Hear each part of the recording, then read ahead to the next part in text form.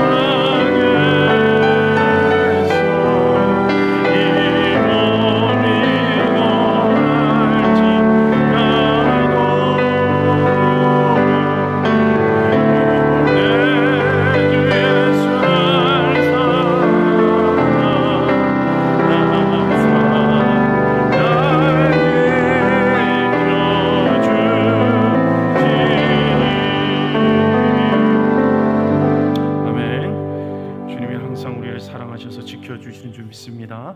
네, 오늘도 하나님의 나라 강의 계속 이어서 6번째 강의 이어서 하도록 하겠습니다. 우리 전체 성경 이야기를 하나님의 약속의 관점에서 하나님의 나라의 관점에서 살펴보고 있습니다. 창세기 4장과 창세기 5장에 있는 이제 그 약속에 관계된 문화를 따라서 사는 아벨의 문화, 하나님을 예배하고 또 하나님의 방법대로 그리고 하나님이 알려주신 말씀에 순종하는 사람들의 계보가 성경에서 이제 쭉 나올 거예요. 아벨은 이제 가인에게 살해를 당해서 죽게 되죠. 아벨이 하나님께 예배하는 문화에 그 하나님을 사랑하고 경외하는 자의 삶의 그 족보를 계속 이어가야 되는데 죽었잖아요. 그래서 이제 하나님의 예배가 끊기게 생긴 거예요. 근데 하나님의 나라와 하나님의 예배는 절대 끊기지 않는다. 하나님께서 이미 예비해 놓으신 계획 가운데서 내가 너의 하나님이 되고 너는 나의 백성이 될 것이다. 하나님이 전적으로 하신 그 약속을 아주 신실하게 절대 끊이지 않도록 하나님의 다 예정하신 계획 안에서 끊임없이 그 예배가 이어지게 하시고자 하는 그 이야기, 그 스토리가 사실 성경 전체의 스토리의 주제라는 것입니다. 가인 계열의 문화에서 살아갈 것인가, 아니면 아벨의 계열, 그 족보를 따라서 그 문화 속에서 살아갈 것인가, 이 두 가지 선택밖에는 없다는 거예요. 그래서 성경 전체는 이 가인의 문화 속에서 살아가는 족보의 사람들의 이야기도 한 부류로 계속 나오고요.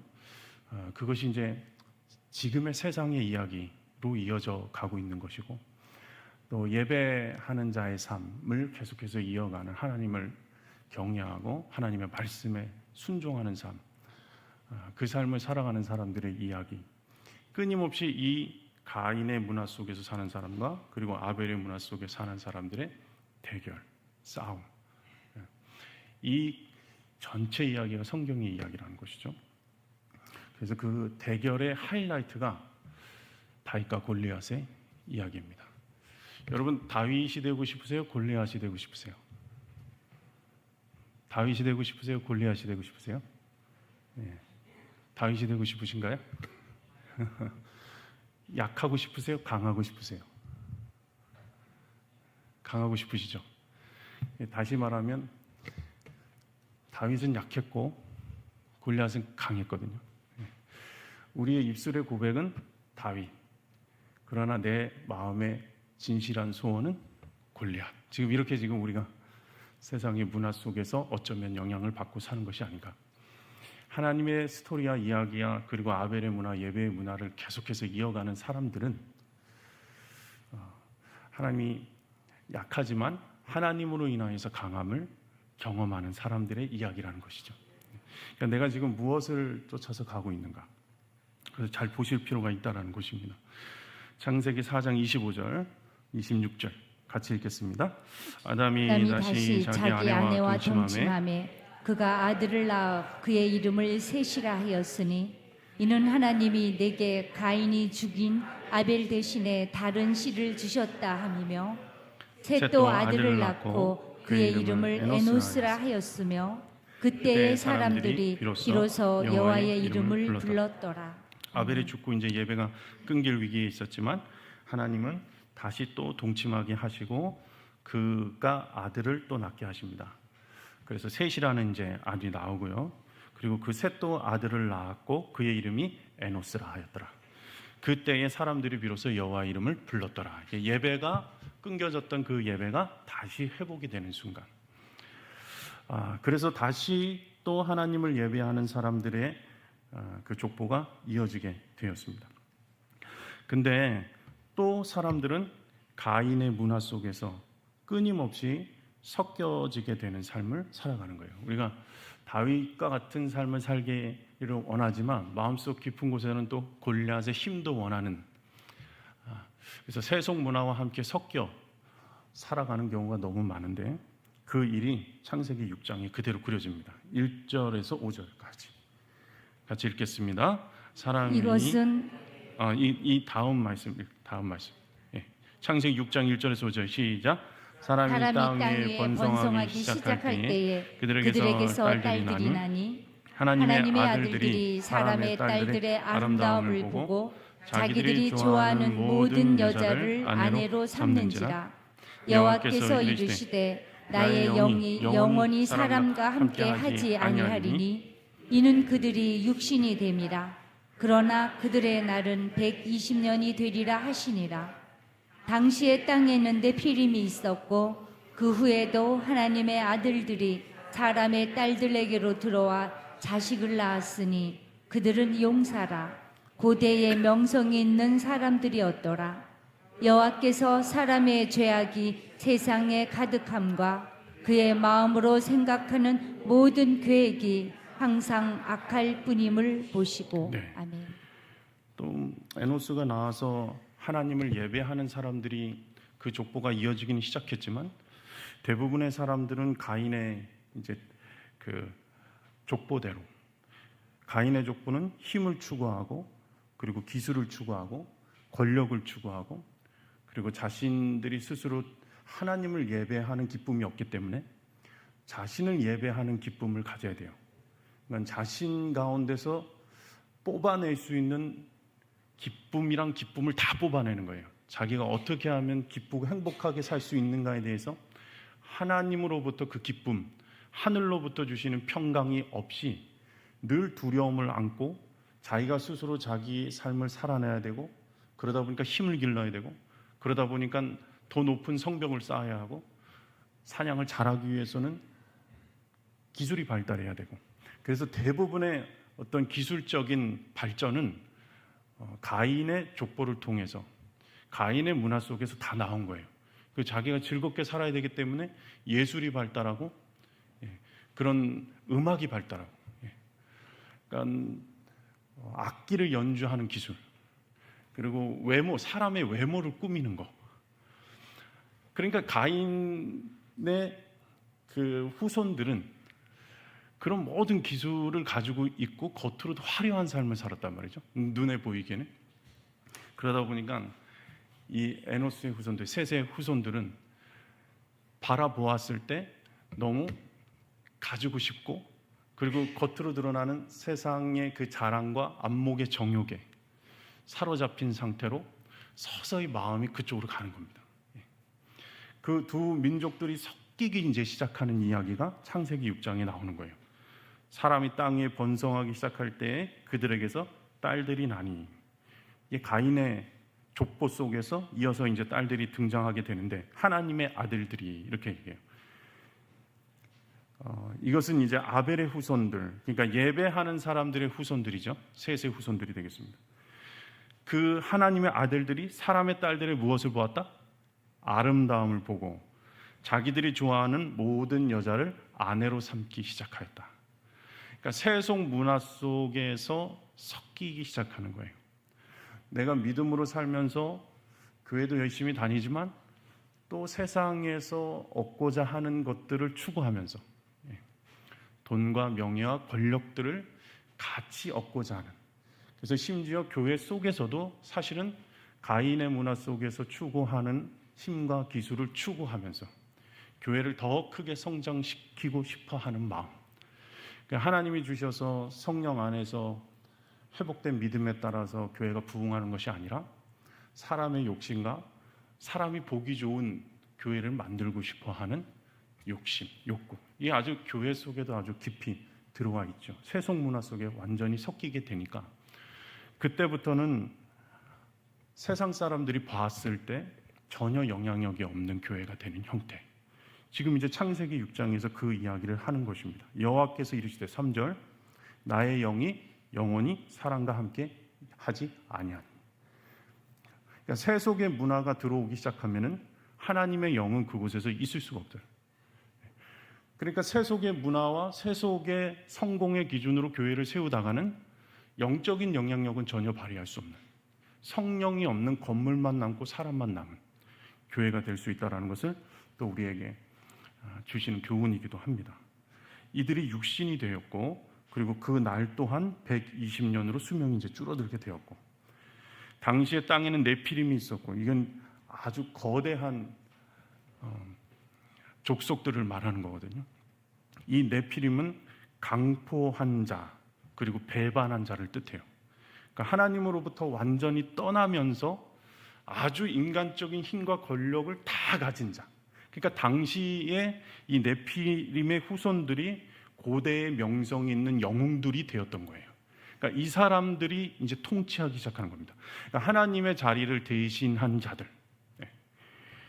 여호와께서 사람의 죄악이 가득한가, 5절 보면 그의 마음으로 생각하는 모든 계획이 항상 악할 뿐임을 보시고, 그러니까 모든 사람 가운데 그 하는 모든 마음의 생각들이 어떻게 항상 악할 수가 있어요, 사람이. 조금 좋은 생각하다 가끔 악한 생각을 하게 되는 것이 일반적인 상식인데, 세속 문화와 완전히 섞이면서 여호와의 영이 떠난 인간들의 상태, 그러니까 가인의 후손들의 상태, 가인의 문화를 따라가는 인간의 최종 상태, 이런 상태가 된다는 것이죠. 생각하는 모든 것이 다 하나님으로부터 떠난 생각은 악한 생각밖에 없다는 거예요. 그리고 하나님이 그들을 보면서 이제 심판을 계획하십니다. 이제 노아를 이제 또 부르시죠. 그래서 창세기 5장 1절에 보면 쭉 계보가 이제 나오면서 아담의 계보가 나오면서 5장 32절에 노아를 이제 등장시킵니다. 그 모든 악한 계획 속에서도 하나님은 그 약속을 어떻게 하면 이어갈 수 있을까? 그것을 끊임없이 그냥 다 쓸어내고 없이 그냥 심판하시면 되는데 그 가운데서도 구원의 방주를 짓기로 하나님 결정하셔서 하나님의 말씀에 완전하게 순종하는 한 사람을 또 찾으세요. 계속해서 하나님의 말씀에 순종하는 사람, 예배를 계속해서 드릴 수 있는 사람, 하나님을 사랑하는 사람, 그 사람을 통하여서 하나님의 약속이 또 이어지게 하시고 또 이어지게 하시고 새 창조를 하시기로 이제 결정을 하신 다음에 노아를 부르셨어요. 창세기 6장 22절 시작. 노아가 그와 같이 하여 하나님이 자기에게 명하신 대로 다 준행하였더라. 창세기 9장 1절로 넘어가겠습니다. 시작. 하나님이 노아와 그 아들들에게 복을 주시며 그들에게 이르시되 생육하고 번성하여 땅에 충만하라. 그들을 방주에서 다시 나오게 하시고 그 가운데 약속을 다시 회복하십니다. 이 회복의 말씀, 이 약속의 말씀은 원래도 창세기 천지 창조를 하셨을 때 사람들에게 처음 주신 약속이잖아요. 생육하고 번성하라, 땅에 충만하라, 그들에게 복을 주셨다. 이 원래 회복의 약속, 태초에 주셨던 그 첫 번째 주셨던 그 약속을 잊어버리지 않으시고 다시 노아를 통하여서 회복시키신다. 그러니까 이 땅에서 지금의 방주 역할을 해야 되는 것이 바로 교회의 역할인 것입니다. 교회에 있는 모든 자들이 하나님의 말씀을 따를 때에 하나님께서 새로운 창조의 약속을 교회를 통해서 이어가게 하시겠다. 그리고 그 약속에서 벗어난 자들을 구원하셔서 하나님의 약속의 백성으로 다시 삼겠다. 구원에서 떨어져 나가고 하나님과의 관계가 끊겨서 결국에는 가인의 힘만 추구하다가 세상 가운데서 명예와 권력만 추구하다가 그것이 이면의 역사하는 영의 역사인지도 모르고 오로지 그것만 향해 달려가는 사람들을 구원해야 하는 사명을, 그 방주를, 노아의 방주의 역할을 지금 교회에게도 똑같이 요구하시고 그리고 명령하시는 것이죠. 우리가 가지고 있는 사명이 그래서 너무 분명한 거예요. 나와 내 가족이 구원받고 끝나는 것이 아니라 교회를 한 몸 되게 하셔서 교회가 전적으로 성령의 인도하심을 따라 살게 하시고 그리고 하나님의 명령을 따라서 하나님의 말씀에 순종하는 한 몸이 되게 하심으로 말미암아 이 교회를 통해서 지금 구원받는 백성들이 늘어나야 하는 것이죠. 그래서 우리가 특별하게 이 사명을 위해서 무엇인가 합시다, 이것보다는 우리가 특별한 사명을 위해서 뭐 목숨을 걸고 나가서 전도합시다, 이런 이야기보다는 여러분 하루하루의 삶 가운데 예배자의 삶을 살아가는 것이 가장 중요하다. 내가 지금 가인의 족보 속에서 가인의 문화를 추구하는 사람인 것인지, 아니면 정말 하나님을 예배하고 하나님께 전적으로 맡기고 내가 겉으로 드러나는 어떤 풍요를 추구하는 것이 아니라 하나님의 말씀에 따라서 주님의 나라와 의를 구할 때 모든 것을 더하시는, 먹고 입고 마시는 거 주님 앞에 내려놨기 때문에 하나님의 말씀대로 내가 순종하고 하나님께 예배하는 삶을 살아가는 것인지, 아니면 이것도 아니고 저것도 아닌 상태로 그 중간쯤에 이렇게 뒤섞인 문화, 하나님의 아들들이 세상의 딸들을 보고 자기 마음대로 아내를 삼더라. 그랬더니 영이 더 이상 그 가운데 존재하지 않는다. 성령이 떠난 사람인 것처럼 그렇게 세속 문화 속에서 섞인 삶을 살아가고 있는 거죠. 여러분, 이것을 스스로 점검하고 그 가운데 철저하게 구별된 삶을 살아내야 하는 것입니다. 매일같이 하나님의 말씀을 들어야 하고 매일같이 기도를 통하여서 하나님과 교제하는 삶 한 사람 한 사람이 됐을 때 이 교회가 노아의 구원의 방주의 역할을 하게 될 것이다. 여러분, 그것을 위해서 기도하시는 여러분들 되시기 바라요. 근데 이 노아의 가족을 이제 하나님께서 구원하시고 이들이 방주 밖으로 나와서 다시 그 예배를 회복하게 하십니다. 방주 밖으로 나와서 이들이 가장 먼저 한 일이 주님 앞에 제사를 드렸어요. 주님 앞에 예배가 이제 다시 또 회복됐습니다. 그런데 문제들은 이제 또 이 노아의 자손들이 또 세상 문화 속에서 또 죄를 향해서 달려가요. 끊임없이 사람은요, 죄를 향해서 달려가게 돼 있어요. 노아는 포도나무의 열매에서 나온 그 술을 먹고 이제 치아. 이제 노아 상태가 벌써 이제 서서히 하나님으로 떠나고 세상 가운데 이제 썩기는, 세상에 취하는 모습이 이제 등장해요. 그러면서 그 취해 있는 아버지를 먼저 함이 들어가서 보게 됩니다. 함은 그 하체가 그대로 드러나 있는 상태의 아버지를 보게 돼요. 이것이 수치를 드러내는 삶을 살았다는 거예요. 함은 수치를 가리는 것이 아니라. 그러니까 아담과 하와가 죄를 지었을 때 하나님은 그들의 수치를 가려주기 위하여서 희생 제물을 통하여서 가죽옷을 지어 입히시잖아요. 이게 원형 제사였잖아요. 근데 함은 수치를 가리지 않고 드러내고 비웃는 마음이 생겼어요. 아버지를 조롱하는 마음이 생겼던 것으로 보여집니다. 그래서 그것을 셈과 야벳에게, 자기들 형제들에게 이야기를 하고 나중에 그 노아가 들은 이후에 함은 저주를 받게 됩니다.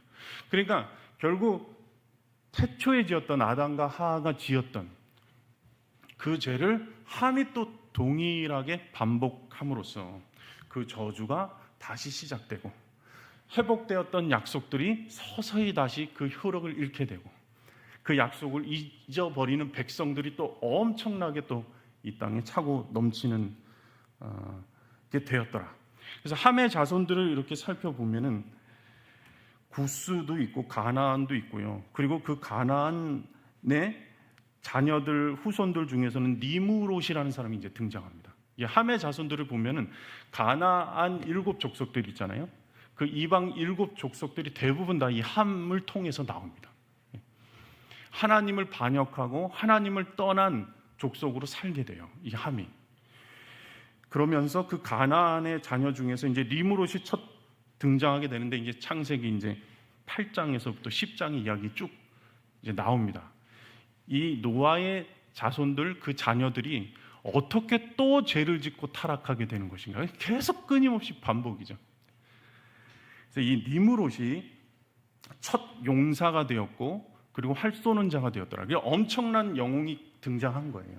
네피림이 있었다면은 니무롯이 또 이곳에서 심판 이후에 등장한 첫 번째 영웅, 고대의 왕, 명성을 떨친 자. 이 니무롯을 통해서 무슨 일을 하게 되냐면 바벨탑을 쌓게 되는 겁니다. 그가 결국 바벨탑을 쌓는데 아마 주도적인 역할을 했을 것으로 학자들은 다 해석을 합니다. 이 니무롯이라는 사람이. 그가 바벨탑을 쌓았던 이유는 이것입니다. 그가 들었던 조상들로부터 들었던 그 윗세대로부터 들었던 하나님의 심판에 대한 이야기. 그러니까 노아 홍수를 통해서 사람들을 심판하셨던 이야기를 들었을 거 아닙니까? 라멕처럼 가인의 후손 중에서 라멕이라는 사람이 있었잖아요. 가인을 위하여서는 벌이 7배냐? 나를 해쳤다가 내가 77배로 갚아줄게. 라멕이라는 사람 기억하시죠? 그 사람도 똑같은 계열인 것입니다. 자기 힘을 추구하는 사람들의 상징이 계속해서 끊임없이 그치지 않고 등장하고 있는 거예요. 이 니무롯을 주도적으로 해서 바벨탑을 쌓으면서 더 높이 쌓자라고 했던 이유는 하나님에 대한 반역, 그리고 하나님께서 나를 심판하신다라는 어떤 두려움에서 비롯된 거예요. 홍수로 다 쓸려가지 않도록 높은 곳에다가 더 높이 올라가서 성을 쌓게 되면 우리는 하나님의 심판을 면할 수 있지 않을까라는 교만에서부터 비롯된 바벨탑입니다. 이게 이제 창세기 11장까지 오신 거예요. 창세기 11장 1절에서 9절 말씀. 이 바벨탑을 쌓을 때 어떤 일들이 있었는가 읽겠습니다. 온 땅의 언어가 하나요, 말이 하나였더라. 이에 그들이 동방으로 옮기다가 신할 평지를 만나 거기 거류하며 서로 말하되 자 벽돌을 만들어 견고히 굽자 하고 이에 벽돌로 돌을 대신하며 역청으로 진흙을 대신하고 또 말하되 자 성읍과 탑을 건설하여 그 탑 꼭대기를 하늘에 닿게 하여 우리 이름을 내고 온 지면에 흩어짐을 면하자 하였더니 여호와께서 사람들이 건설하는 그 성읍과 탑을 보려고 내려오셨더라. 여호와께서 이르시되 이 무리가 한 족속이요 언어도 하나이므로 이같이 시작하였으니 이후로는 그 하고자 하는 일을 막을 수 없으리로다. 자, 우리가 내려가서 거기서 그들의 언어를 혼잡하게 하여 그들이 서로 알아듣지 못하게 하자 하시고, 여호와께서 거기서 그들을 온 지면에 흩으셨으므로 그들이 그 도시를 건설하기를 그쳤더라. 그러므로 그 이름을 바벨이라 하니 이는 여호와께서 거기서 온 땅의 언어를 혼잡하게 하셨음이니라. 여호와께서 거기서 그들을 온 지면에 흩으셨더라. 자기 힘을 추구하고 하나님보다 높아지려고 하는 인간의 교만이 항상 하는 결과물들이에요. 더 높은 것을 짓고 더 단단한 것을 짓고 더 화려한 것을 만들자. 온 땅의 언어가 하나였고 말이 하나였던 그 시대에 동방으로 그들이 자리를 옮깁니다. 이 시날 평지가 이제 바벨, 그 메소포타미아 문명이 4대 문명 중에서 가장 먼저 발생한 문명이 메소포타미아 문명이잖아요. 그 메소포타미아 그 땅 주변을 말하는 겁니다. 이 시날 평지가. 거기에서 문명이 처음 시작된 것에 대한 기원의 이야기입니다. 이게. 그러니까 그 역사하고 좀 연결되어서 생각할 수 있는 이야기예요. 서로 자기들이 말하면서 뭐라고 얘기했냐면 3절에 보면 벽돌을 만들어 견고히 굽자예요. 이제 벽돌을 만드는 기술을 개발한 겁니다. 자기들이 이제 흙으로 뭐 돌로 쌓아봤더니 견고하지가 않은 거예요. 그러니까 이 벽돌을 만들어서 견고히 구워서 벽돌로 돌을 대신하자. 그러니까 돌은 무엇을 상징합니까? 하나님께서 만들어 주신 그대로의 어떤 자연물이죠. 근데 벽돌은 인간의 기술이 들어간 거예요. 그러니까 가인의 후손들이 가지고 있는 가인의 문화를 따르는 사람들이 항상 추구하는 것은 어떤 기술 발전이에요. 과학의 기술 발전이에요. 그래서 사람이 하는 일들에 대해서 대체할 수 있도록 만드는 것. 그리고 역청으로 진흙을 대신하자. 이 역청은 이제 그 아스팔트 재료 같이 방수 역할을 하고 그리고 딱 붙여주는 역할을 하는. 역청으로 진흙을 대신하자. 하나님이 주신 그대로의 자연품인 진흙이 아니라 자신들이 개발한 역청을 가지고 건설을 하기 시작합니다. 그러니까 하나님의 은혜 가운데서 점점 떠나가는 인간의 모습을 상징적으로 나타낸 거예요. 성읍과 탑을 건설하고 그 탑 꼭대기를 어디까지 닿게 하기를 원한다? 하늘에 닿게 하자. 그리하여서 우리 이름을 어떻게 하겠다? 내고. 우리 이름을 딱 붙이기를 원하는 거예요. 내가 이것을 만들었다. 내 이름을 거기다 걸기를 원하죠. 하나님을 떠난 인간이 추구하는 건 다 이와 같습니다. 온 지면에 흩어짐을 면하자. 이제 우리는 심판도 면할 수 있을 정도로 단단하게 만들자. 이게 얼마나 교만합니까? 이렇게 내려보다 보시다가 얘네들 안 되겠네. 그리고 이제 여호와께서 직접 내려오셔서 심판하십니다. 이 무리가 한 족속이고 언어도 하나이므로 이같이 하였으므로 그 이후로는 그 하고자 하는 일을 막을 수 없으리로다. 마치 아담과 하와가 죄를 짓고 떠났을 때 생명나무를 먹을 수 없게 불칼로 막은 것처럼 그들을 다 언어를 혼잡하게 하여서, 이 바벨이 혼잡하다라는 뜻이거든요. 그러니까 영적인 질서가 완전히 무너졌고 하나님께서 하나 되게 하심도 깨어져 버린, 서로 알아듣지 못하게 함으로써 이때 이제 언어들이 생기기 시작한 겁니다. 수많은 국가의 언어들이 이때 발생을 하기 시작했고요. 그리고 8절에 여호와께서 거기서 그들을 온 지면에 흩으셨으므로 그들이 그 도시를 건설하기를 그쳤더라. 그러므로 그 이름을 바벨이라 하니 이는 여호와께서 거기서 온 땅의 언어를 혼잡하게 하였습니다. 여호와께서 거기서 그들을 온 지면에 흩으셨더라. 그렇게 바벨 가운데 심판을 받아서 온 지면에 흩어져 있던 자들, 언어가 다 다름으로 서로 이제 하나가 될 수 없는 상태가 되어 있는 존재들이 나중에 성령이 이 땅 가운데 다시 임하실 때에 그 언어가 하나로 들리는 역사가 마가의 다락방에서 다시 회복되게 되는 그 일이 있게 되는 것입니다. 자, 이렇게 세상 사람들의 가인의 문화와 힘과 그 권력을 추구하는 족보는 끊임없이 이어져 오는 거예요. 지금까지도 이어져 오게 되는 것이죠. 그럼 이제 이 가운데서 누가 예배를 대신하고 약속을 이을 것인가? 모든 사람들이 다 또 하나님을 서서히 떠나가는 이 과정 가운데서 하나님은 그 약속을 이제는 어떻게 이어야 할까? 누구를 다시 불러서 하나님의 약속을 그대로 성취한 나라를 세워야 하는가? 그래서 하나님은 이제 아예 나라를 세우기로 결정하십니다. 나라를. 하나님이 직접 다스리고 말씀에 직접 순종한 나라를 건설해야 되겠다. 이 계획을 가지고 계셨던 거예요. 그리고 나서 그 갈대아 우르라는 그 바벨의 한가운데 있었던 도시 문명이 엄청 발달해 있었던 가운데서 우상의 신을 따라서 살고 있었던 한 사람을 불러내기로 결정을 해요. 자, 이제 나라를 세워야 되는데 나라를 세우려면은 3대 요소가 필요합니다. 뭐가 있어야 되죠? 국민, 주권, 영토. 이 세 가지 요소들이 다 갖추어져야 한 나라가 되는 거예요. 국민이 없으면 나라가 될 수 없습니다. 그리고 이제 주권이 있어야 되는데 그것은 그 나라를 운영하는 법에 대한 이야기인 것이죠. 그리고 영토가 있어야 나라가 되는 것이기 때문에 하나님은 하나님이 다스리시고 통치하시는 이제 나라를 세우기를 결정하세요. 그래서 이 나라를 누구를 통하여서 시작하실까? 그래서 바벨 한가운데 있었던 그 도시 문명 한가운데 있었던 갈대아 우르라는 곳에서 누구를 처음으로 부르십니까? 아브라함을 부르기로 결정하신 거예요. 그러니까 아브라함은 하나님의 나라를 세우는 데 있어서 이제 주민등록번호 1번인 사람이 되는 것입니다. 창세기 2장 15절에서 17절 한번 읽겠습니다. 시작. 여호와 하나님이 그 사람을 이끌어 에덴 동산에 두어 그것을 경작하며 지키게 하고 여호와 하나님이 그 사람에게 명하여 이르시되 동산 각종 나무의 열매는 내가 임의로 먹되 선악을 알게 하는 나무의 열매는 먹지 말라. 내가 먹는 날에는 반드시 죽으리라 하시니라. 네, 이게 첫 하나님이 세운 나라잖아요. 에덴 동산에서도 국민이 있었죠. 아담이 있었고 하와가 있었습니다. 그리고 이 나라에서도 주권이 있었어요. 그 주권은 무엇으로 증명이 됐습니까? 하나님과 사람 사이에 맺은 계약을 통해서 주권이 형성되는 거거든요. 그 나라의 백성인 것을 어떻게 증명할 거야? 너 주민등록증 어디 있어? 나 하나님과 그런 계약을 맺은 사람이야. 그것에 대한 증명이 있어야 되기 때문에 선악과를 하나님께서 주심으로 말미암아 주권이 형성되게 된 거예요. 그리고 영토는 동산이었던 거예요.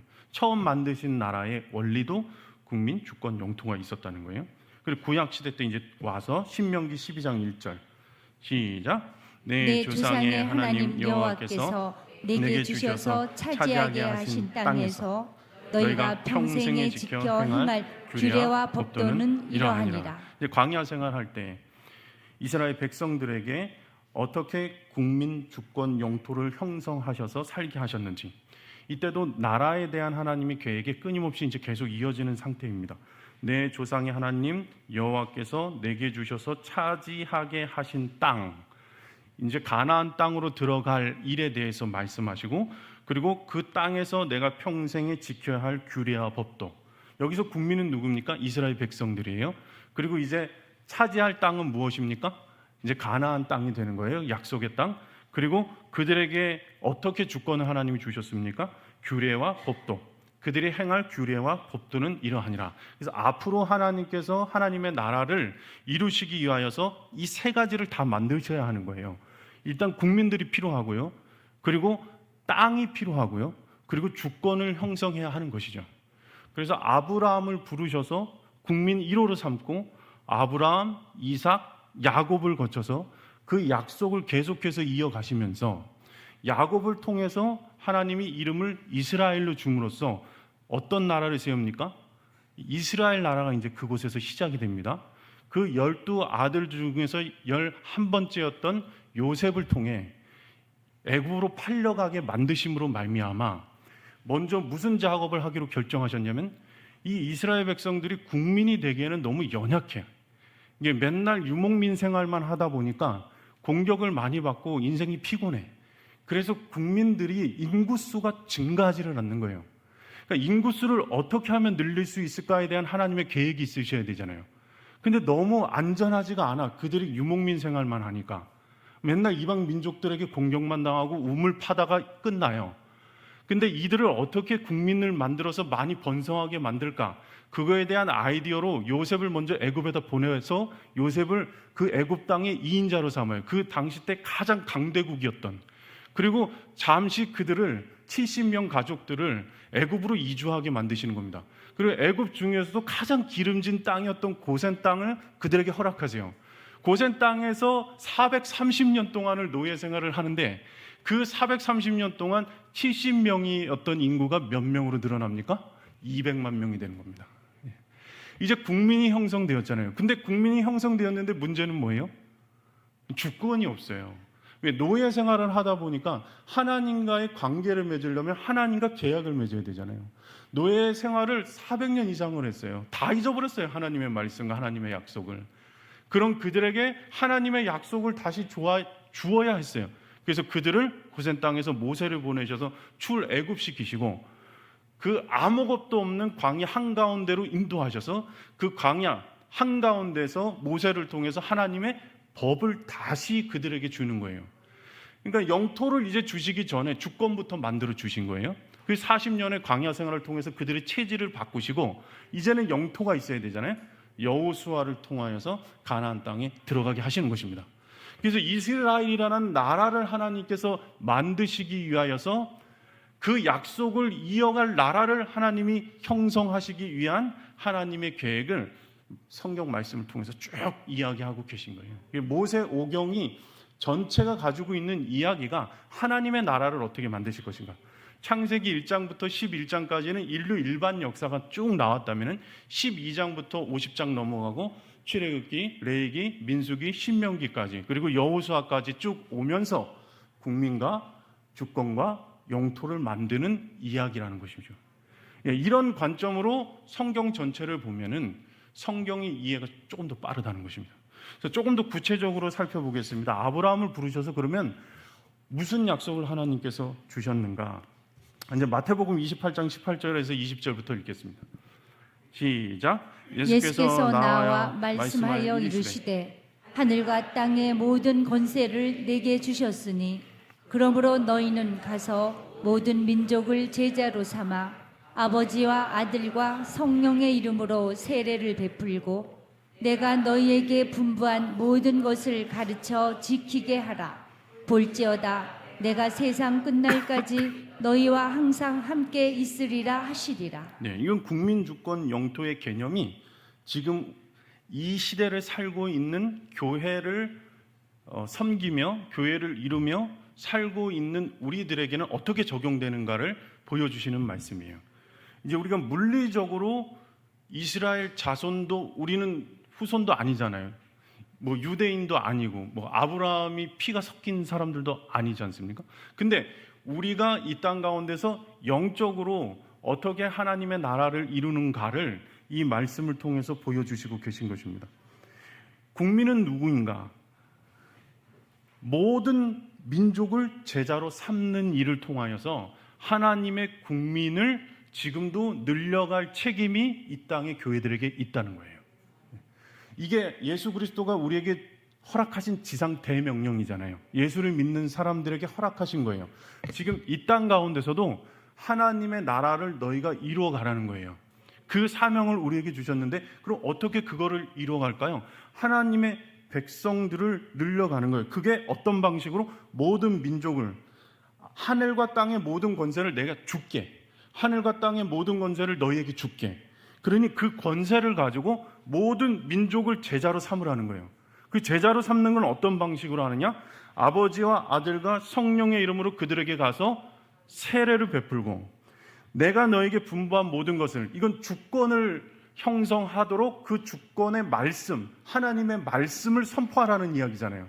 우리에게 명령으로 하나님의 나라를 어떻게 이룰 것인가에 대한 그것을 우리에게 사명으로 주셨다는 것입니다. 그래서 하나님의 말씀을 가르치고 그들에게 지키게 함으로, 그럼 언제까지? 영토는 언제까지? 세상 끝까지, 세상 끝날까지 하나님의 나라를 이루는 사명을 이 땅의 교회들에게, 그리고 예수를 믿는 사람들에게 동일하게 주셨다는 거예요. 하나님이 하시는 그 일이 그냥 성경에서만 나온 일이 아니고 국민 주권 영토를 만드는 일은 지금 이 시대에 예수를 믿는 사람들에게도 동일하게 명령하신 이야기라는 것이죠. 그래서 창세기 이제 12장 1절에서 3절에 이제 아브라함을 그 가운데서, 그 가인의 문화 속에서 완전히 도시 문명, 화려한 문명 속에서 그 갈대아 우르라는 나라는 지금도 이제 유물들이 이제 밝혀지면서 유물들이 나타나면서 이제 사람들에게 알려지기 시작했는데 엄청나게 발달한 도시 문명을 가지고 있었던 나라인 거예요. 그러니까 아브라함에게 있어서는 그냥 거기서 사는 게 가장 좋아요. 아브라함에게 있어서는 그 문화 속에서 살면서 고향에서 주는, 그리고 친척들이 주는, 아버지가 주는 그 재산과 평안함과 그 보호 속에서, 안락함 속에서 그냥 살면 돼요. 근데 그 가운데서 하나님이 그를 부르시는 거예요. 근데 그 부르실 때에 아브라함은 믿음으로 갈 바를 알지 못하고 나아갈 수 있는 믿음을 가진 자가 아브라함이었다는 거예요. 그래서 여기서 약속이 바뀌어요. 그 전까지는 행위의 약속이에요. 네가 말을 전적으로 순종하면 내가 복을 주고, 네가 불순종하면은 저주를 받게 되는 그 행위에 대한 약속을 하나님이 주셨고, 그리고 노아를 통하여서 그 행위에 대한 약속에 다시 회복시켜 주셨는데, 이제는 아브라함을 부르실 때는 약속이 은혜의 약속으로 바뀌는데, 어떻게 아브라함을 통해서 은혜의 약속을 주셨는가? 자, 12장 1절에서 3절 한번 보시겠습니다. 시작. 여호와께서 아브라함에게 이르시되 너는 너의 고향과 친척과 아버지의 집을 떠나 내가 네게 보여줄 땅으로 가라. 내가 너로 큰 민족을 이루고 네게 복을 주어 내 이름을 창대하게 하리니 너는 복이 될지라. 너를 축복하는 자에게는 내가 복을 내리고 너를 저주하는 자에게는 내가 저주하리니 땅의 모든 족속이 너로 말미암아 복을 얻을 것이라 하신지라. 이 보세요. 네가 말 잘 들으면 복을 주고 말을 잘못 들으면 저주할게. 원래 이게 약속이었거든요. 근데 아브라함에게 주신 약속은 내가 너로 큰 민족을 이루게 해서 내가 복을 주어서 내 이름을 창대하게 하리니 어떻게 해요? 너는 복 자체가 되어라. 이렇게 얘기하시는 거예요. 네가 무엇을 잘해서 얻는 복 말고 너 자체가 복 그 자체가 되게 주님이 만드시겠다는 거예요. 근데 그 복으로 만드시고자 하는 이유가 너를 축복하는 자에게는 내가 복을 내리겠다. 그리고 너를 저주하는 자에게는 내가 저주를 내리겠다. 그 자신에게 복의 근원이 되겠다고 하시는 약속을 하나님께서 아브라함에게 주셨다는 것입니다.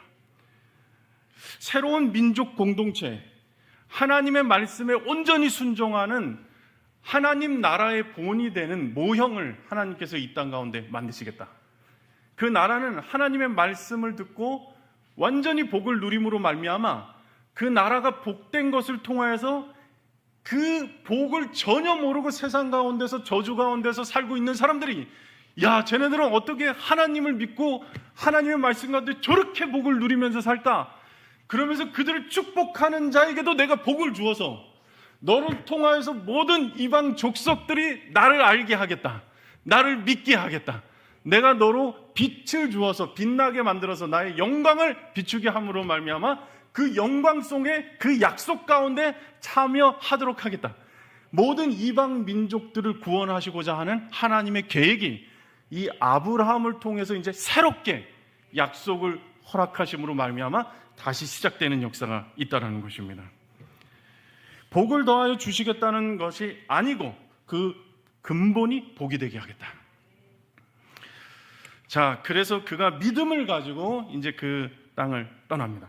하란에서 데라 아버지가 죽고, 그리고 하나님이 약속하신 그 땅까지 왔는데 오자마자 가나안 땅에서 기근을 만납니다. 그리고 그 기근을 만난 이후에 하나님께 묻지도 않고 아브라함은 애굽으로 가요. 그것이 어떻게 보면은 하나님의 믿음을 가진 사람들의 연약한 또 부분이 있음을 우리에게 또 교훈으로 줘요. 아무리 믿음을 가지고 진짜 갈 바를 알지 못하고 하나님 말씀에 따라 다 내려놓고 떠났지만 그 길에서 처음 만난 것이 뭐 축복을 얻은 것이 아니고 엄청난 기근과 어려움을 만나게 됩니다. 이게 믿음으로 사는 사람들의 여정을 아브라함을 통하여서 볼 수 있는 거예요. 기근을 만나게 됩니다. 그리고 그 기근을 만날 때 하나님께 묻지도 않고 아브라함은 애굽으로 가는데 곡식을 어떻게든 구해가지고 살아야 되니까. 근데 그 가운데서 가다가 이제 생각을 해보니까 아내가 너무 예쁜 거죠. 사례가 너무 예뻐. 그래서 이제 거짓말까지 지어내요. 자기 아내를 남편이라고 했다가는 그 애굽의 왕에게 죽임을 당할 것 같으니까 대체 얼마나 예뻤는지 제가 가장 궁금한 것 중에 하나, 하늘나라에 가서 꼭 확인하고 싶은 게 바로 사라의 얼굴이에요. 얼마나 예쁘셨을까. 이때 뭐 거의 한 60세 뭐 이 정도 되는 나이였을 거란 말입니다. 75세 때 이 부름을 받았으니까 10년 차이 나니까요. 어느 정도로 예뻤는데 그렇게 걱정을 했을까. 한편으로는 또 부러운 부분도 좀 있는 것 같기도 하고.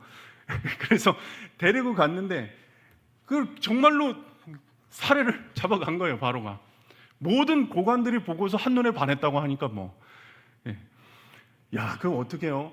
이건 누가 잘못했어요? 전적으로 아브라함이 잘못된 선택을 한 거잖아요. 근데 이 뒷수습은 또 누가 다 하십니까? 하나님이 또 뒷수습은 또 다 해요. 그래서 바로의 꿈에 나타나가지고 너 건드렸다 너 죽는다. 그래가지고 이제 이게 어떻게 되느냐, 왜 나한테 거짓말했느냐, 당신이 나 해할까봐 그렇게 했다. 그랬더니 빨리 가라, 보기도 싫다. 막 저주를 내린 거죠, 바로의 집안에. 그때 참 희한하게 그 애굽 땅에 간 것 자체가 얼마나 큰 실수예요? 그 연약함이에요. 믿음으로 간 사람, 믿음의 조상인 아브라함이 그랬단 말이죠. 야, 근데 이 실패를 하나님이 완전히 전화위복 시키셔가지고 그 애굽 땅 갔다 온 곳으로 말미암아 거기서 받은 엄청난 재물들과 함께 나온다는 거예요. 그는 완전히 실패하고 그는 넘어졌는데 하나님께서 전적으로 은혜로 말미암아 자격도 없고 오히려 벌을 받아서 마땅한데 하나님께서 나라를 세우기로 약속을 주셨으니까 어떻게 해요? 복의 근원이 되게 하시겠다니까 어떻게 해요? 어떻게든지 얘를 복을 받게 만들어야 되잖아요. 근데 하나님이 하신 그 약속을 자신이 지키는 거예요. 그냥 꿈에 나타나가지고 보호해 주시고 그 실패를 통해서 오히려 재산만 많이 늘어나가지고 다시 가나안 땅으로 온 거예요. 그 땅 가운데 와서 가축과 은과 금이 너무너무 풍부하니까 그곳에서 베델에서 이제 롯이랑 그 소유로 인해서 서로 종들이 싸우고 다투기를 하니까 이 아브라함에게는 또 그런 마음이 있어요. 야, 이 조카를 얼마나 사랑하는지 이 롯을. 연약함이 있었지만 믿음이 있었고 그리고 또 사랑이 있었어요. 이 아브라함의 마음은 하나님의 마음을 가진 자였던 거죠. 다투지 말자. 네가 좌하면 내가 우하고 네가 우하면 내가 좌하리라. 롯은 자기 눈에 보기에 에덴 동산 같고 애굽에 갔다 왔을 때 그 에덴 동산을 애굽의 동산이죠. 애굽의 동산을 본 거잖아요. 아주 풍요로운. 그러니까 거기에 이제 완전 홀딱 넘어가가지고 야, 내가 이제 좋은 곳으로 선택한다 했던 것이 소돔과 고모라, 요단 동편의 땅을 그가 선택을 하게 되고 안목의 정욕과 이생의 자랑을 통해서 그리고 아브라함은 그대로 가나안 땅에 거주하게 됩니다. 자, 창세기 13장 14절에서 18절. 제가 오늘은 시간 안 넘고 바로 끝낼 겁니다. 네, 너무 걱정하지 마십시오. 자, 읽겠습니다. 시작. 롯이 아브라함을 떠난 후에 여호와께서 아브라함에게 이르시되 너는 눈을 들어 너 있는 곳에서 북쪽과 남쪽 그리고 동쪽과 서쪽을 바라보라. 보이는 땅을 내가 너와 내 자손에게 주리니 영원히 이르리라. 내가 내 자손이 땅의 티끌 같게 하리니 사람이 땅의 티끌을 능히 셀 수 있을진데 내 자손도 세리라. 너는 일어나 그 땅을 종과 횡으로 두루 다녀보라. 내가 그것을 내게 주리라. 이에 아브라함이 장막을 옮겨 헤브론에 있는 마물의 상수리 숲에 이르러 거주하며 거기서 여호와를 위하여 제단을 쌓았더라.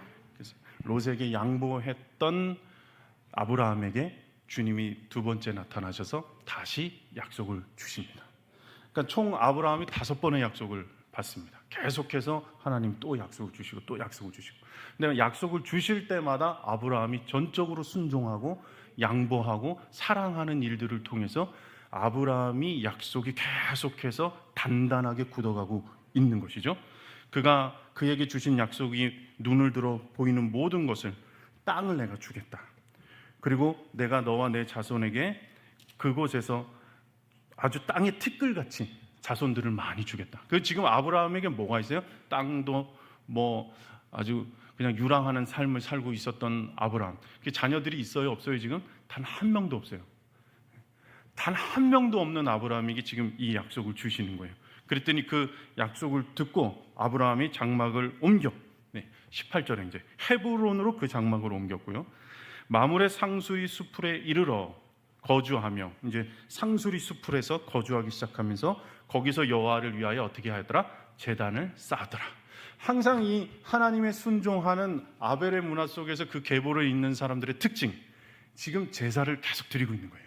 예배를 끊이지 않고 드리는 사람을 통해서 하나님이 그 역사와 약속이 성취되게끔 계속 이어가고 계시다는 거예요.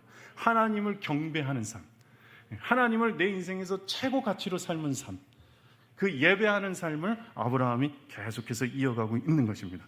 아브라함은 예배하는 자였어요. 이 이후에 이제 롯이 또 사고를 치는데, 롯이 간 소돔 그 땅에서 고대의 왕들이 연합군을 막 이뤄가지고 서로 전쟁이 일어났는데 소돔이 속한 곳에 연합군이 지게 되었어요. 그래서 아브라함과 그의 가족들 다 재산 다 빼앗기고 잡혀간단 말이죠. 그때 아브라함이 또 이 롯을 또 구출하기로 결정을 하고 318명의 사람들을 데리고 가서 롯을 다시 찾아옵니다. 이 아브라함이 참 조카를 이렇게 사랑했어요. 재산 다 찾아다 놓고, 그리고 그 이후에 이제 살레맘 멜기세덱의 축복을 받는 장면이 등장하죠. 그 예수 그리스도를 예표하는 것이거든요. 그 멜기세덱이라는 대제사장이 나와서 살렘왕이었어요. 이게 샬롬을 이루는 의로운 왕, 예수 그리스도를 예표해요. 그러니까 아브라함이 예수 그리스도를 만난 거예요. 그 예수 그리스도가 와서 하나님에게 아브라함이 축복을 하게 함으로써, 그러니까 축복 기도를 했어요. 이 멜기세덱이 대제사장이 등장해가지고 족보도 알 수 없는 신비로운 인물이 갑자기 등장해가지고 그에게 축복을 약속하고 다시 언약을 확정하셨습니다. 창세기 14장 18절에서 20절 시작. 살렘왕 멜기세덱이 떡과 포도주를 가지고 나왔으니 그는 지극히 높으신 하나님의 제사장이었더라. 그가 아브라함에게 축복하여 이르되 천지의 주제이시요 지극히 높으신 하나님이여 아브라함에게 복을 주옵소서. 너희 대적을 내 손에 붙이신 지극히 높으신 하나님을 찬송할지로다 하매 아브라함이 그 얻은 것에서 10분의 1을 멜기세덱에게 주었더라. 연약하고 실패하지만 또 사랑의 마음을 가진 아브라함을 통하여서 하나님이 약속을 다시 주시고 멜기세덱이라는 사람을 보내서 그 사람을 통하여서 축복을 얻게 하심으로 말미암아 아브라함이 하나님이 약속하신 부분들을 아브라함을 통해서 어떻게 성취하는가. 마지막으로 창세기 14장 21절에서 24절만 보시겠습니다. 시작. 소돔 왕이 아브라함에게 이르되 사람은 내게 보내고 물품은 내가 가지라. 아브라함이 소돔 왕에게 이르되 천지의 주제이시요 지극히 높으신 하나님 여호와께 내가 손을 들어 맹세하노니 내 말이 내가 아브라함으로 치부하게 하였다 할까 하여 내게 속한 것은 실 한 오락이나 들에 맨 한 가닥도 내가 가지지 아니하리라. 오직 젊은이들이 먹은 것과 나와 동행한 아넬과 에스골과 마므레의 분깃을 제할지니 그들이 그 분깃을 가질 것이니라. 아브라함 때문에 이 소돔 왕이 구원받게 됐잖아요. 전쟁에서 다 실패하고 빼앗기고 망할 나라가 되었는데 아브라함이 도와줘가지고 다시 해보게 됐어요. 전쟁에서 이기게 된 거예요. 역전이 돼버린 거예요. 그때 소돔 왕이 이제 아브라함에게 왔어요. 사람은 내게 보내고 그리고 물품은 네가 가져라. 우리 다 이제 잡혀갔던 사람들 나에게 다시 돌려주고 그러면 이 모든 전리품들은 다 네가 가져가라고 했어요. 그랬더니 아브라함이 소돔 왕에게 뭐라고 하냐. 22절에 보세요. 천지의 주제이시오 지극히 높으신 하나님 여호와께 내가 손을 들어 맹세하노니. 23절 내 말이 내가 아브라함으로 치부하게 하였다 할까 하여 내게 속한 것은 실 한 오락이나 들매 끈 한 가닥도 내가 가지지 아니하리라. 내가 이것을 갖게 되면은 내가 잘해가지고 나로 말미암아 이 전쟁에서 이긴 것처럼 네가 생각하지 않겠느냐. 원하지 않는다. 아무것도 가지지 않겠다. 이 전쟁을 이기게 만드신 분은 누구시라고요? 하나님이십니다. 아브라함에게 이 마음이 있었다는 거예요. 318명 가지고 5개의 연합국을 어떻게 이겨요? 말이 됩니까? 이게? 말이 안 되는 일이 벌어진 거예요. 아브라함에게 믿음이 있었어요. 믿음. 그가 연약하고 실패하는 존재였지만 그에게는 이게 보이지 않는 하나님의 나라를 향한 사랑과 믿음과 그 온유한 성품을 가지고 있었던 자였다. 내가 하나도 가지지 않겠다. 내가 속한 실한 오라기도 들매끈 한 가닥도 내가 가지지 아니하리라. 그러면서 24절, 이것도 더 멋있어요. 오직 젊은이들이 먹은 것과 나와 동행한 아넬과 에스골과 마므레의 분깃을 제하지니 그들이 그 분깃을 가질 것이니라. 자기와 함께 전쟁을 해 주었던 사람들의 종족들을 말하는 거예요. 같이 연합군을 이뤄서 자기랑 같이 싸워줬던 사람들. 그러니까 아브라함을 철저하게 신뢰하면서 아브라함을 중심으로 사람들이 모이기 시작했다는 거예요. 하나님이 아브라함을 통하여서 약속하셨던 내가 너에게 복이 되게 할 것이니 너에게 복을 비는 자에 내가 복을 주고 저주하는 자는 내가 저주받게 하리라. 그래서 그가 그 약속대로 그 사람들이 완전히 신뢰해서 318명이 가서 싸움으로 말미암아 이기게 되었는데, 아브라함은 그것을 믿음으로 하나님께 모든 영광을 올려드렸지만 동시에 자기와 함께한 사람들, 젊은이들, 그 사람들을 위하여서 분깃을 다 나눠줘라. 나는 하나도 가지지 않겠다. 할렐루야. 아브라함이 믿음의 조상이 될 만하죠. 연약하고 실수함이 있었지만 점점 더 하나님의 말씀 가운데, 그가 약속 가운데 든든하게 서가면서 마지막에 22장 가서는 자신에게 하나님께서 허락하신 그 이상마저도 주님 앞에 그 생명을 내어드리는 믿음의 사람이 됩니다. 그러면서 하나님이 아브라함을 통해서 약속을 시작하시고 그것을 세우심으로 말미암아 그의 백성들이, 이제 이스라엘 민족들이 이루어지기를 시작하는 것이죠. 오늘 여기까지만 하겠습니다. 우리가 말씀 붙들고 같이 기도하겠습니다. 하나님, 내가 지금 바라보고 내가 속하고자 하는 문화는 어떤 문화인지, 주님, 그것이 하나님을 예배하는 자의 삶의 문화인 것인지 아니면 세상의 힘과 세상의 성공을 추구하고 있지는 않은지. 하나님의 백성의 사람들은 하나님의 약속을 가진 자입니다. 그러므로 하나님이 반드시 복의 근원이 되게 하셔서 나를 통해서, 이 교회를 통해서 하나님의 백성들을 부흥하게 만들고 하나님의 백성들을 하나님의 나라로 인도하고자 하는 하나님의 계획이 있는 거예요. 우리가 그 계획 가운데 정말 하나님을 신뢰하면서 하나님의 통치와 다스림을 기뻐하면서 내 인생의 오직 목표는 하나님의 말씀을 순종하는 것, 그것을 기뻐하고 하나님께 예배하는 자의 삶을 살게 해달라고 우리 함께 기도하시겠습니다. 주님, 아버지 하나님 감사합니다. 주님 인도하여 주셔서 우리 가운데 허락하신 그 은혜가 아버지 하나님 우리를 통해서 흘러가는 그 약속의 위대함을 우리 함께 하여 주시기를 원합니다. 하나님 역사하여 주셔서 아버지 세상 한가운데서 아브라함을 불러서 그 아브라함을 통해서 신실한 하나님의 약속을 다시 허락하시고 은혜의 언약을 주심으로 말미암아 그 언약 가운데서 하나님의 백성이 되어서 살게 하시고 아버지 이스라엘 나라를 세우셔서 아버지 하나님 섬기는 백성, 순종하는 백성들이 어떻게 복을 받고 살 것인가를 아버지 분명하게 보여주신 줄 믿습니다. 하나님 역사하여 주시고 함께하여 주셔서 온전히 우리가 갈 바를 알지 못하지만 오직 믿음으로 살게 하시고 아버지 하나님의 영광을 드러내는 삶을 우리 모두가 살게 하여 주시옵소서. 우리가 속한 곳에서 하나님의 이름을 더럽히며 사는 자가 되게 하여 주시옵소서. 아버지 하나님 간의 교만 속에 아버지 죄 가운데 빠져있지 않게 하시고 오직 주 예수 그리스도의 은혜 가운데 은혜로만 살게 하여 주시옵소서. 주님 찬양합니다. 주님을 바라봅니다. 믿음 가운데 우리를 인도하여 주시고 하나님의 나라 가운데 이 교회가 서게 하여 주셔서 아버지 하나님 흔들리지 않는 믿음으로 주를 바라보는 삶을 살게 하여 주시옵소서. 주님 감사합니다. 찬양합니다.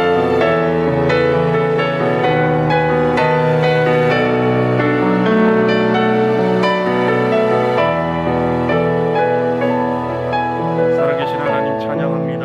주님 감사합니다. 하나님의 나라의 백성으로 내가 예배하는 자의 계보를 따라, 하나님을 경외하는 자의 계보를 따라 하나님의 약속을 가진 자가 되게 하신 것 하나님 찬양합니다. 하나님 말씀 속에 있는 그 약속이 내 삶 가운데 실제가 되기를 원합니다. 나 또한 주님께서 세상 한가운데서 부르셔서 아버지 죽을 수밖에 없는 나를 그 십자가로 말미암아 구원하여 주신 그 놀라운 은혜를 받은 자임을 믿음으로 선포하게 하시고, 아버지 하나님, 주님이 나를 구원하시고 나를 백성 삼으실 뿐만 아니라 나를 통하여서 나의 가정도 구원하시며 아버지 나를 통하여서 하나님의 영광과 하나님의 나라의 그 놀라운 은혜들을 흘려보내는 통로로 쓰시고자 하심을 믿습니다. 하나님, 내가 주님의 복의 근원이 되는 삶을 살게 하여 주시옵소서. 세상의 성공, 아버지 이생의 자랑과 안목의 정욕 바라보지 않게 하여 주시고 부러워하지 않게 하시고, 아버지 가인의 족속들이 가지고 있는 그 힘과 기술과 권력과 돈을 향하여서 그것을 추구하는 삶이 아니라 온전히 예배자의 삶을 살게 하시고, 아버지 하나님 앞에 주님의 성품을 닮은 자로 서게 되기를 원하오니, 하나님 모든 순간 우리를 인도하여 주시고, 모든 순간 내가 속한 곳에서 주 예수 그리스도의 통치와 다스림을 기뻐하며 살아가는 자가 되게 하여 주시옵소서. 내 입술을 다스려 주소서. 내 마음과 생각을 다스려 주소서.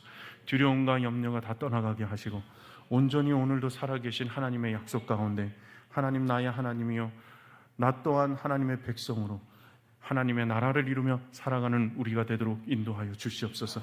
아버지, 이 교회가 아버지 구원의 방주로서의 역할을 감당하는 교회 되게 하여 주시기를 원합니다. 모든 주 예수 그리스도의 한몸된 지체들이 주 예수 그리스도 안에서 한몸됨을 이루며 하나님께서 허락하신 아버지 그 사명들을 감당하며 매일같이 말씀에 순종하며 주님 앞으로 더 나아가 주님의 은혜 가운데 하나됨을 이루며 성령의 역사가 드러나는 교회, 아버지 그리하여서 많은 영혼들을 구원하는 데 쓰임받는 교회가 되기를 원하오니 하나님 인도하여 주소서. 하나님의 나라 백성으로 주의 영광을 드러내며 살아가는 우리가 되게 하시고, 그 영광을 드러내는 교회 되게 인도하여 주시옵소서. 이제는 우리 구주 예수 그리스도의 은혜와 하나님 아버지의 크신 사랑과 성령 교통 역사하심이 하나님의 나라의 백성으로 살아가기를 결단하며 나아가는 모든 성도들의 머리 위에와 그 가정 위에, 이 교회 위에 영원토록 함께 하시기를 간절히 축원하옵나이다. 아멘.